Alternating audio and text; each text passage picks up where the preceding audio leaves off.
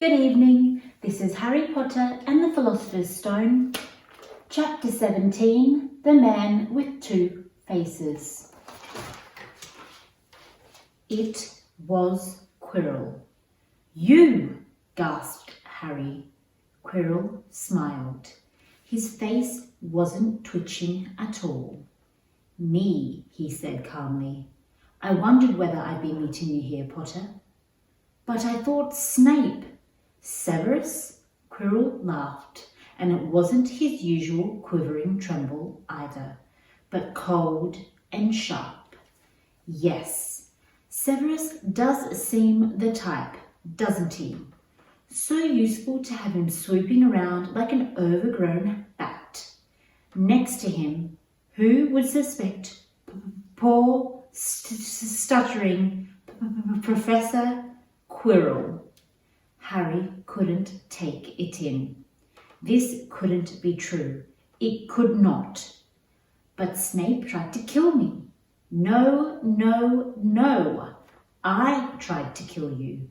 Your friend Miss Granger accidentally knocked me over as she rushed to set fire to Snape at the Quidditch match. She broke my eye contact with you. Another few seconds and I'd have got you off that broom. I had managed it before then if Snape hadn't been muttering a counter-curse trying to save you. "Snape was trying to save me?" "Of course," said Quirrell coolly. "Why do you think he wanted to referee your next match? He was trying to make sure I didn't do it again. Funny, really. He needn't have bothered. I couldn't do anything with Dumbledore watching. All the other teachers thought Snape was trying to stop Gryffindor winning. He did make himself unpopular. And what a waste of time, when after all, I'm going to kill you tonight." Quirrell snapped his fingers. Ropes sprang out of thin air and wrapped themselves tightly around Harry. "You're too nosy to live, Potter, scurrying around the school at Halloween like that. For all I knew, you'd seen me coming to look at what was guarding the stone." "You let the troll in?" "Certainly. I have a special gift with trolls. You must have seen what I did to one in the chamber back there. Unfortunately, while everyone else was running around looking for it, Snape, who already suspected me, went straight to the third floor to head me off. And not only did my troll fail to beat you to death, that three-headed dog didn't even manage to bite Snape's leg off properly. Now, wait, quietly, Potter. I need to examine this interesting mirror." It was only then that Harry realised what was standing behind Quirrell. It was the Mirror of Erased. "This mirror is the key to finding the stone," Quirrell murmured, tapping his way around the frame. "Trust Dumbledore to come up with something like this. But he's in London. I'll be far away by the time he gets back." All Harry could think of doing was to keep Quirrell talking and stop him concentrating on the mirror. "I saw you and Snape in the forest," he blurted out. "Yes," said Quirrell idly, walking around the mirror to look at the back. He was onto me by that time, trying to find out how far I'd got.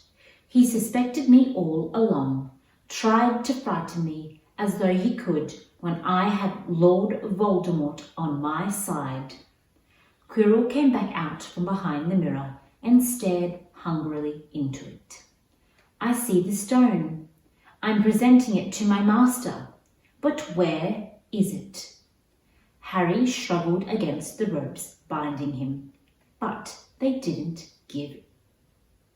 He had to keep Quirrell from giving his whole attention to the mirror. "But Snape always seemed to hate me so much." "Oh, he does," said Quirrell casually. Heavens, yes. He was at Hogwarts with your father. Didn't you know? They loathed each other. But he never wanted you dead. But I heard a few years ago, sobbing, I thought Snape was threatening you. For the first time, a spasm of fear flitted across Quirrell's face. Sometimes, he said, I find it hard to follow my master's instructions. He is a great wizard and I am weak. You mean he was there in the classroom with you? Harry gasped. He is with me wherever I go, said Quirrell quietly. I met him when I travelled around the world. A foolish young man I was then, full of ridiculous ideas about good and evil. Lord Voldemort showed me how wrong I was. There is no good and evil, there is only power, and those too weak to seek it. Since then, I have served him faithfully, although I have let him down on many times. He has had to be very hard on me. Quirrell shivered sullenly. He does not forgive mistakes easily. When I failed to steal the stone from Gringotts, he was most displeased. He punched me, decided he would have to keep me closer to watch me. Quirrell's voice tailed away. Harry was remembering his trip to Diagon Alley.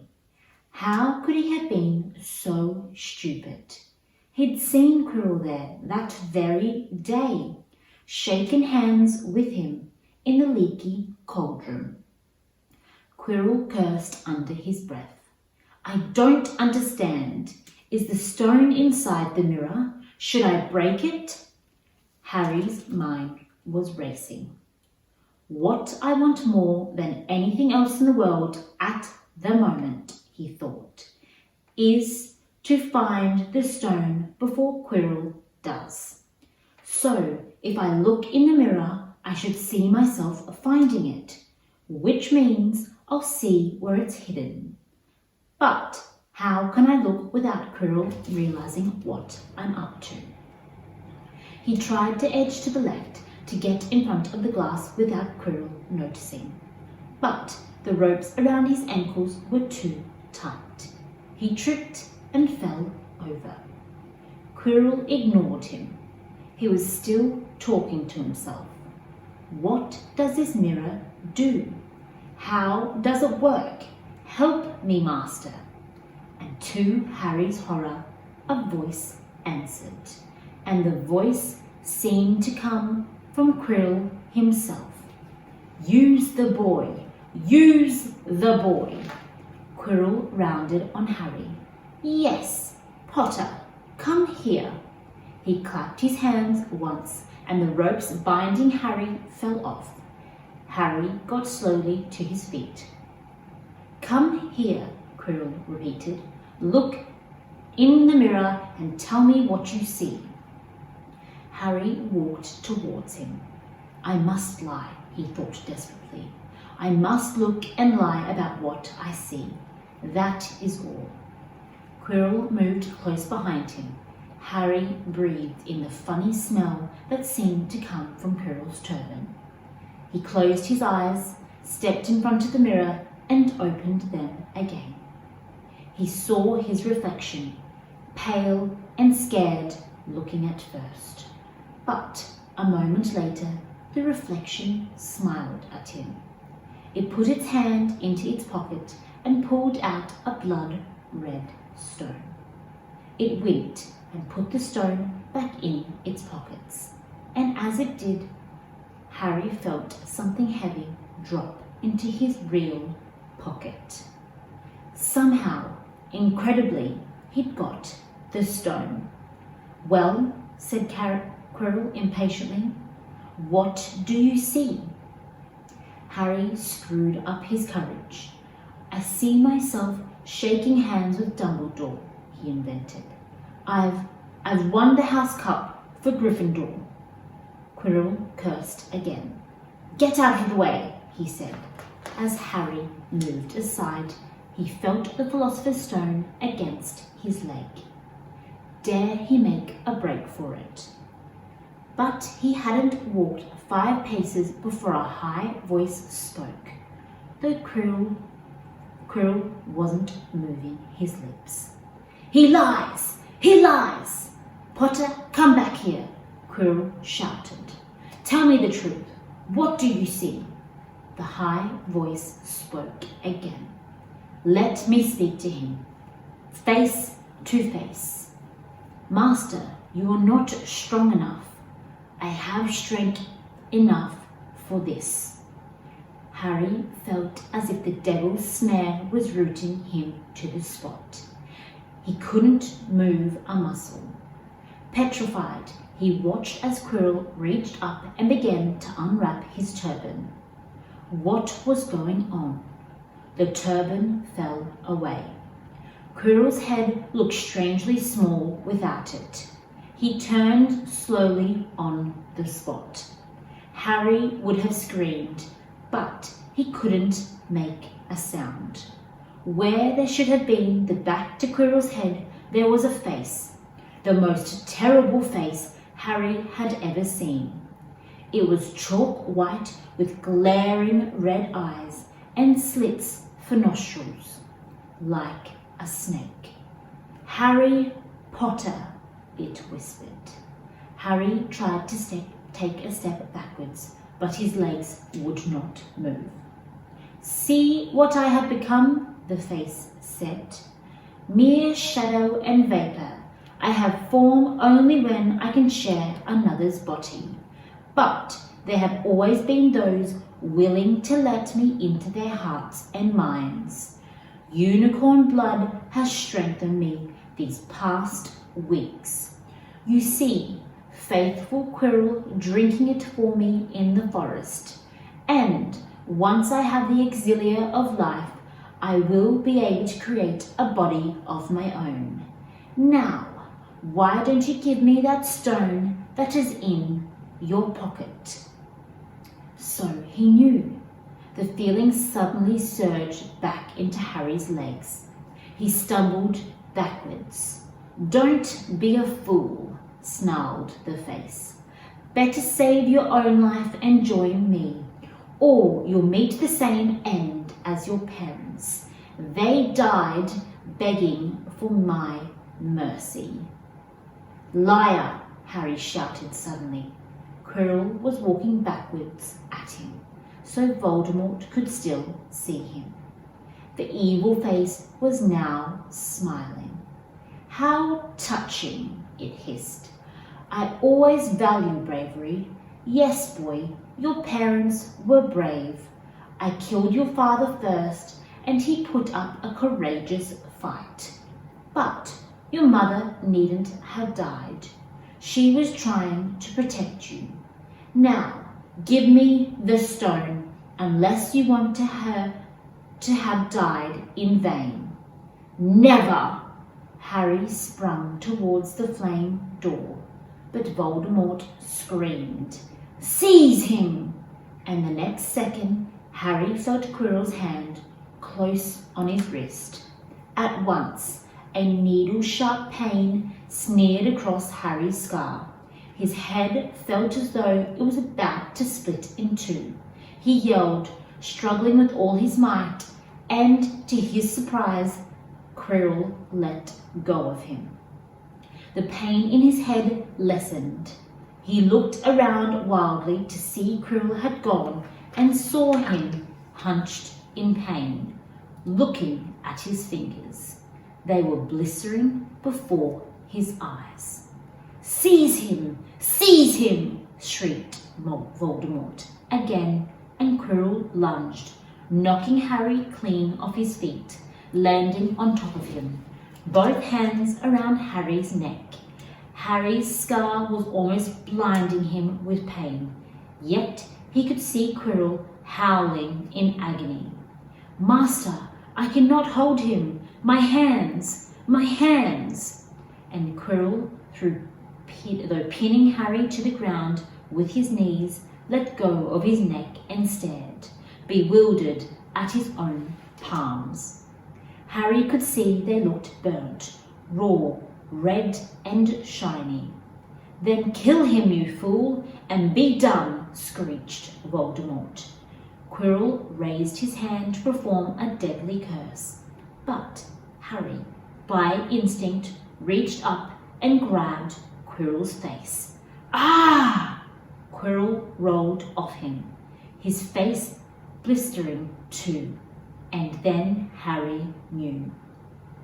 Quirrell could not touch his bare skin, not without suffering terrible pain. His only chance was to keep hold of Quirrell, keep him in enough pain to stop him from doing a curse. Harry jumped to his feet, caught Quirrell by the arm and hung on as tight as he could.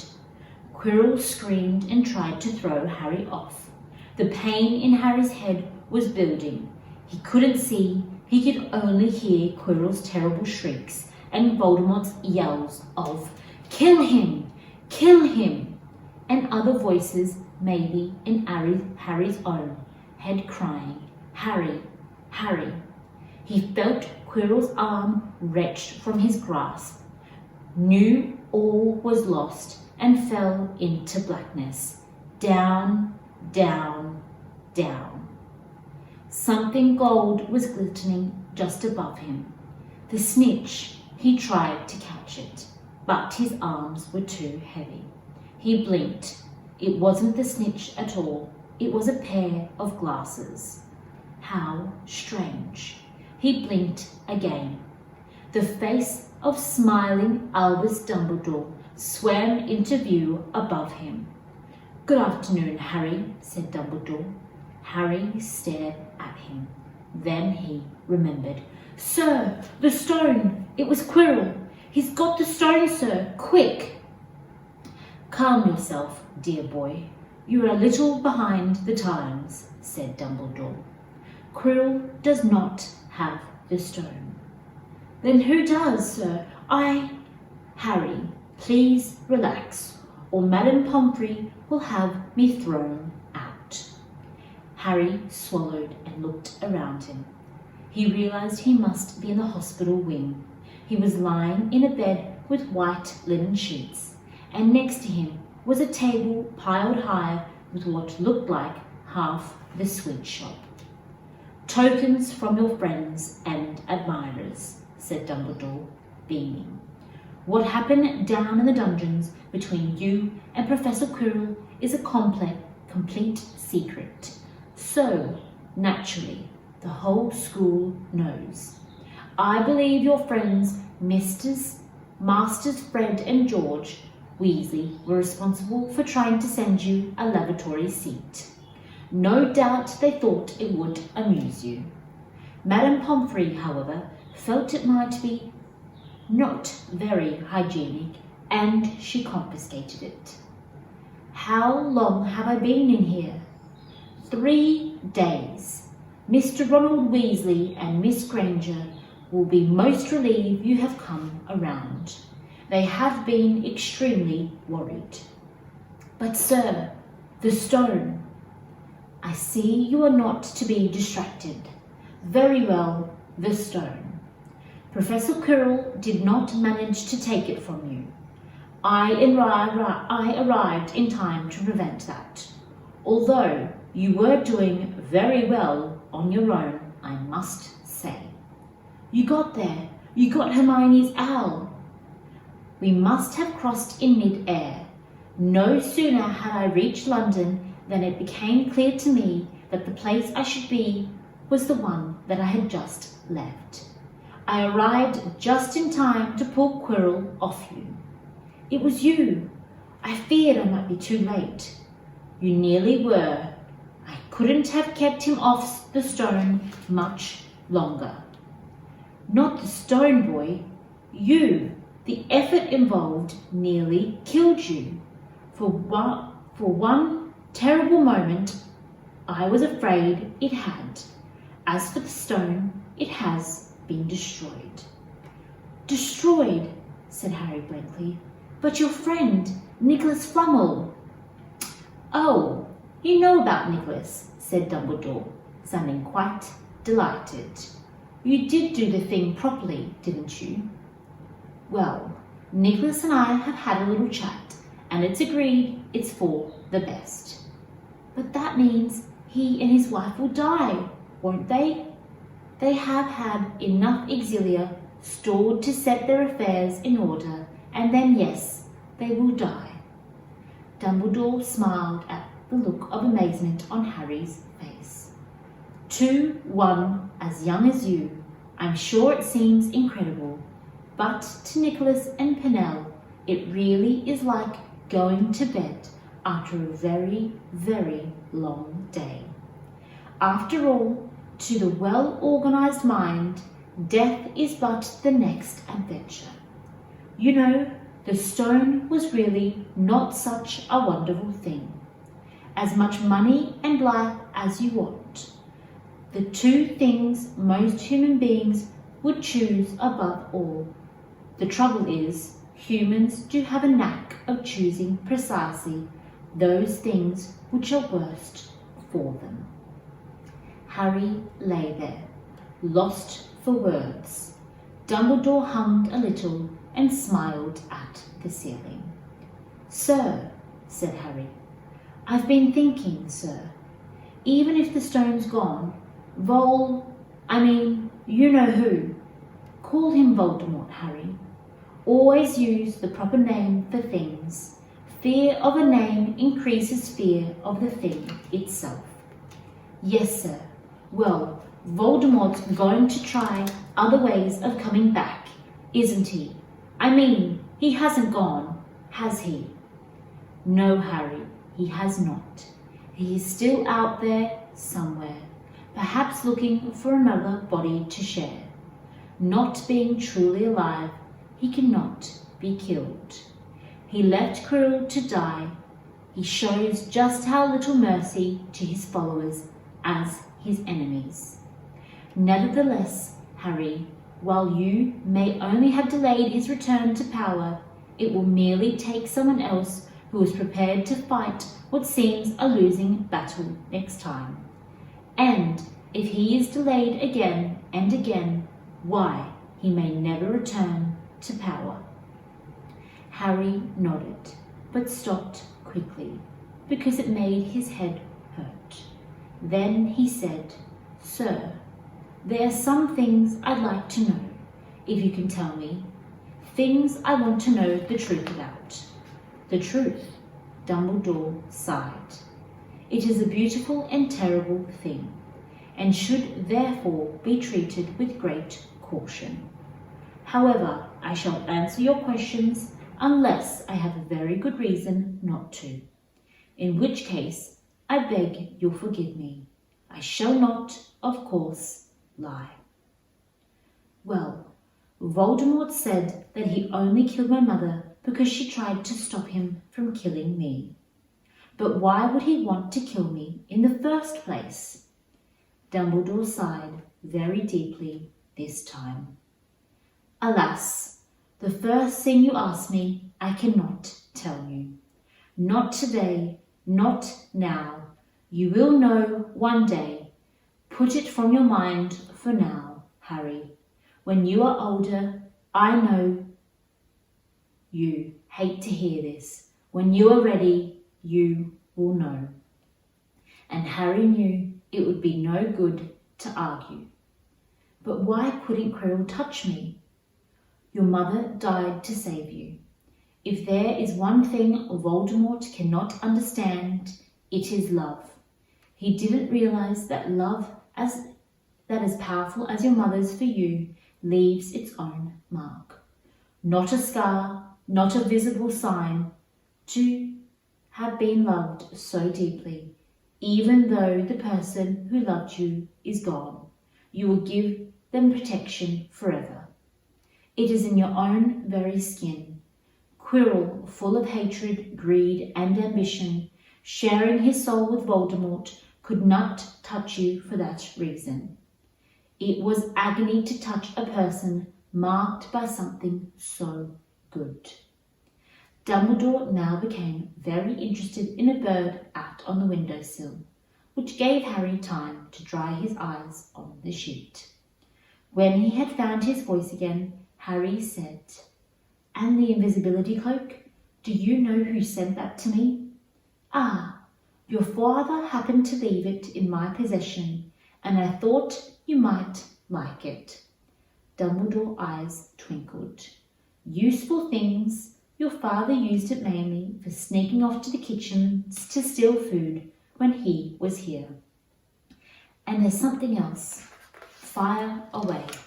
"Quirrell," said Snape. "Professor Snape, Harry."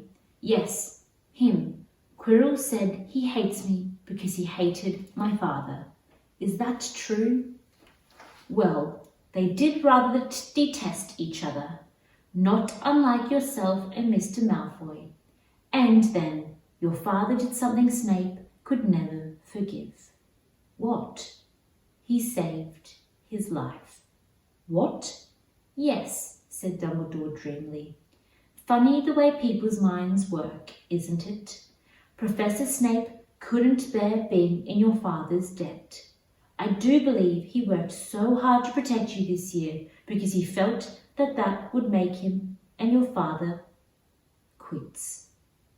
Then he could go back to hating your father's memory in peace." Harry tried to understand this, but it made his head pound, and so he stopped. "And sir, there's one more thing." "Just the one?" "How did I get the stone out of the mirror?" "Ah, now, I'm glad you asked me that. It was one of my more brilliant ideas, and between you and me, that's saying something. You see, only one who wanted to find the stone, find it, but no use it, would be able to get it. Otherwise, they just see themselves making gold or drinking elixir of life. My brain surprises even me sometimes. Now, enough questions. I suggest you make a start on these sweets. Ah, Bertie's Bots, every flavour beans. I was unfortunate enough in my youth to come across a vomit-flavoured one, and since then I'm afraid I've rather lost my liking for them.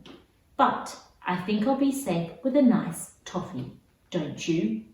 He smiled and popped the golden brown bean into his mouth, and he choked and said, "Alas, earwax!" Madame Pomfrey, the matron, was a nice woman, but very strict.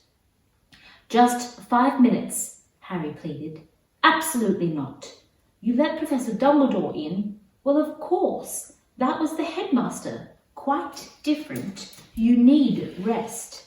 "I am resting. Look, lying down and everything." "Oh, go on, Madame Pomfrey." "Oh, very well, but 5 minutes only." And she let Ron and Hermione in. "Harry!" Hermione looked ready to fling her arms around him, but Harry was glad she held herself in, as his head was still very sore. "Oh, Harry, we were sure we were going to. Dumbledore was so worried. The whole school's talking about it. What really happened?" It was one of those rare occasions when the true story is even more strange and exciting than the wild rumours. Harry told them everything: Quirrell, the mirror, the stone, and Voldemort. Ron and Hermione were a very good audience. They gasped in all the right places, and when Harry told them that under Quirrell's turban, Hermione screamed out loud. "So, the stone's gone," said Ron, finally. "Flannel's just going to die." "That's what I said, but Dumbledore thinks, what was it? To the well-organised mind, death is but the next adventure." "I always said he was off his rocker," said Ron, looking quite impressed at how mad his hero was. "So, what happened to you two?" said Harry. "Well, I got back all right," said Hermione. "I brought Ron around. That took a while. and we were dashing up the aisle to contact Dumbledore when we met him in the entrance hall. He already knew. He just said, "Harry's gone after him, hasn't he?" and then hurtled off to the 3rd floor. "Do you think he meant you to do it?" said Ron. "Sending your father's cloak and everything." "Well," Hermione exploded, "if he did, I mean to say, that's terrible. You could have been killed." "No, it isn't," said Harry thoughtfully. "He's a funny man, Dumbledore. I think he sort of wanted to give me a chance. I think he knows more or less everything that goes on here, you know. I reckon he had a pretty good idea we were trying, and instead of stopping us, he just thought he'd teach us a lesson.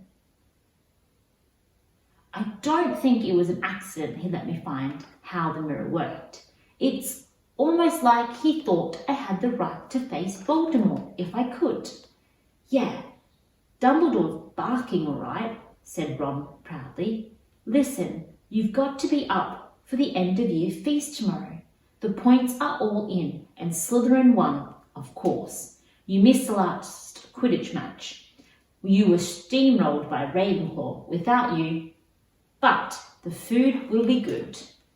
At that moment, Madame Pomfrey bustled over. "You have had nearly 15 minutes now. Out!" she said firmly. After a good night's sleep, Harry felt nearly back to normal. "I want to go to the feast," he told Madame Pomfrey, as she straightened his many sweet boxes.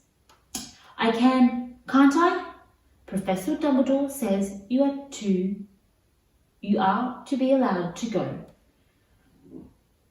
she said stiffly, as though in her opinion, Professor Dumbledore didn't realise how risky feast could be. "And you have another visitor." "Oh, good," said Harry. "Who is it?" Hagrid came through the doors as he spoke. As usual, when he was indoors, Hagrid looked too big to be allowed. He sat down next to Harry, took one look at him, and burst into tears. "It's all my ruddy fault," he sobbed, his face in his hands. "I told the evil git how to get past Fluffy. I told him. It was the only thing he didn't know, and I told him. He could have died, and all for a dragon egg. I'll never drink again. I should be chucked out and made to live as a muggle." "Hagrid," said Harry, shocked to see Hagrid shaking with grief and remorse, great tears leaking down into his beard. "Hagrid, he would have found out somehow. This is Voldemort we're talking about. He'd have found out even if you hadn't told him. You could have died." "And don't say his name, Voldemort," Harry bellowed, and Hagrid was so shocked he stopped crying. "I've met him and I'm calling him by his name. Please cheer up, Hagrid. We saved the stone. It's gone. He can't use it. Have a chocolate frog. I've got loads." Hagrid wiped his nose on the back of his hand and said, "That reminds me. I've got you a present." "It's a stoat sandwich, isn't it?" said Harry anxiously, as Hagrid gave him a weak chuckle.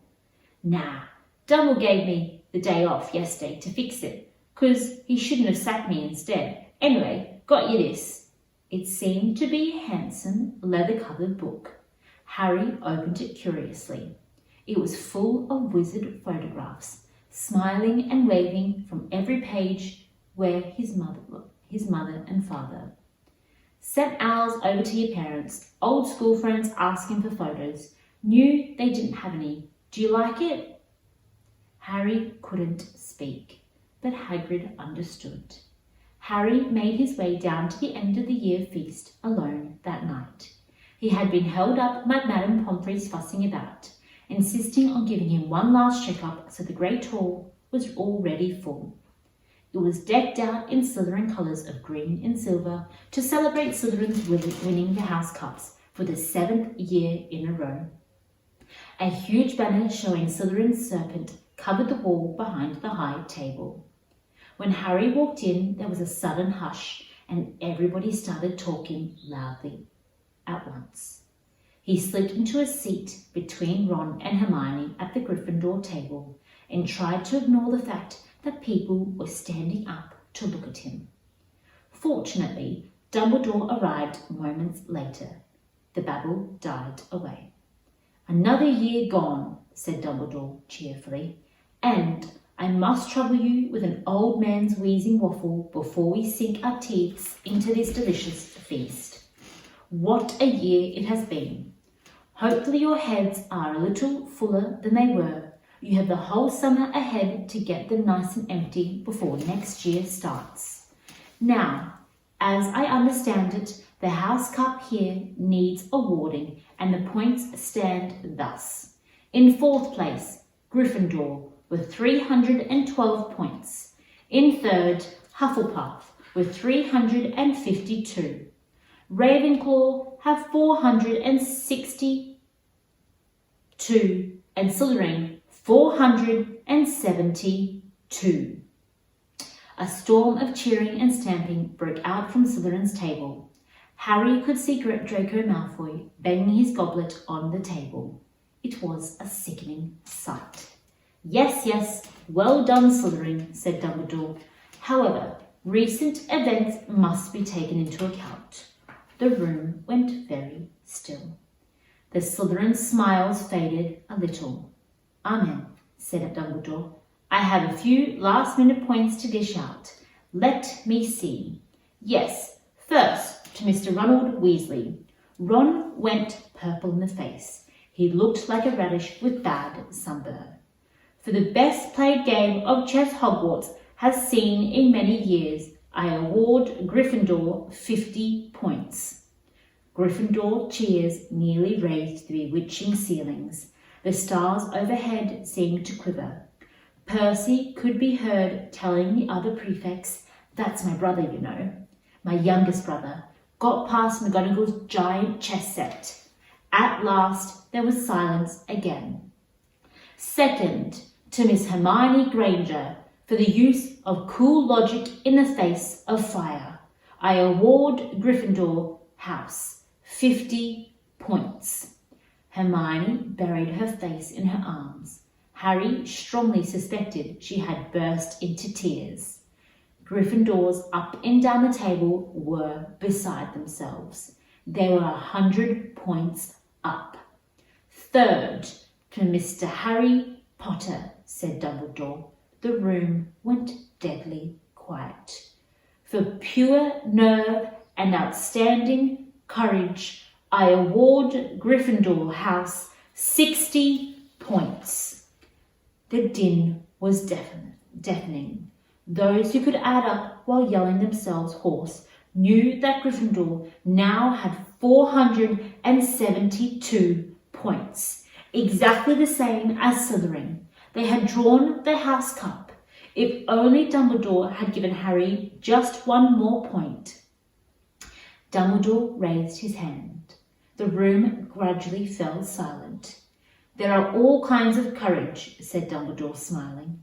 "It takes a great deal of bravery to stand up to our enemies, but just as much to stand up to our friends. I therefore award 10 points to Mr. Neville Longbottom." Somehow standing outside the Great Hall might as well have thought of some explosion had taken place, because it was so loud, the noise that erupted from the Gryffindor table. Harry and Ron and Hermione stood up to yell and cheer as Neville, white with shock, disappeared under a pile of people hugging him.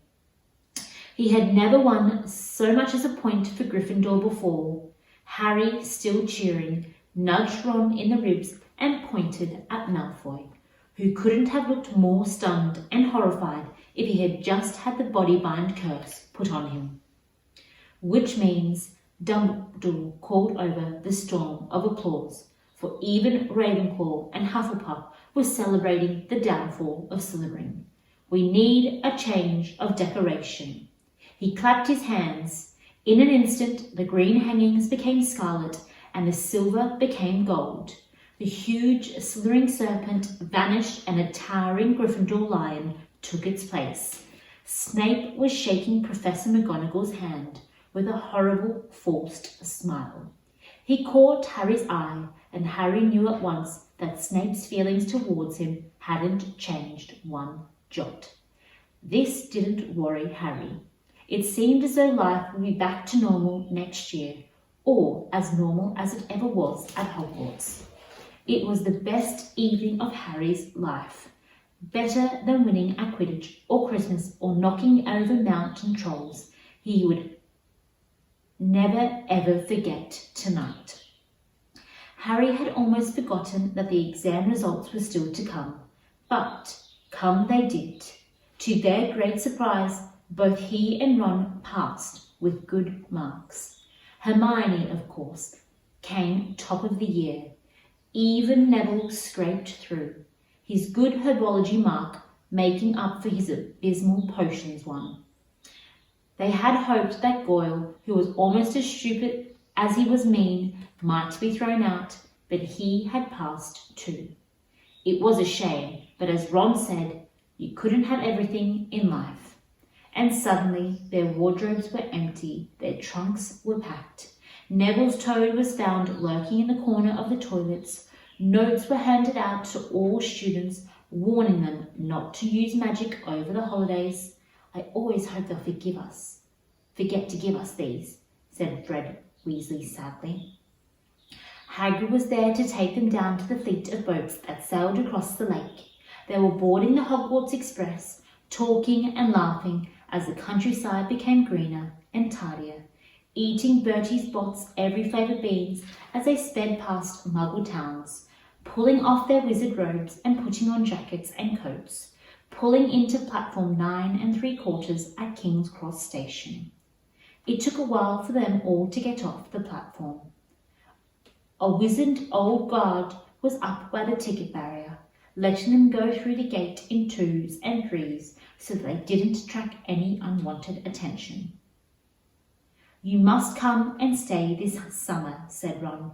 Both of you. I'll send you an owl. Thanks, said Harry. I'll need something to look forward to. People jostled them as they moved forwards towards the gateway back to the Muggle world. Some of them called, Bye, Harry. See you, Potter. Still famous, said Ron, grinning at him. Not where I'm going, I promise you, said Harry. He, Ron and Hermione passed through the gateway together. There he is, Mum. There he is. Look. It was Ginny Weasley, Ron's younger sister, but she wasn't, pointing at Ron. Harry Potter, she squealed. Look, Mum, I can see. Be quiet, Ginny, and it's rude to point. Mrs. Weasley smiled down at them. Busy year, she said. Very, said Harry. Thanks for the fudge and the jumper, Mrs. Weasley. Oh, it was nothing, dear. Ready, are you? It was Uncle Vernon, still purple-faced, still moustached, still looking furious at the nerve of Harry, carrying an owl in a cage in a station full of ordinary people. Behind him stood Aunt Petunia and Dudley, looking terrified at the very sight of Harry. You must be Harry's family, said Mrs. Weasley. In a manner of speaking, said Uncle Vernon. Hurry up, boy. We haven't got all day. He walked away. Harry hung back for a last word with Ron and Hermione. See you over the summer then. Hope you have a good holiday, said Hermione, looking uncertainly at Uncle Vernon, shocked that anyone could be as unpleasant as him.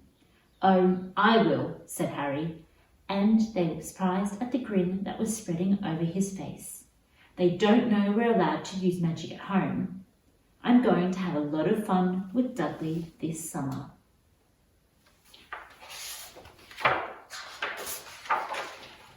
The end. Good night.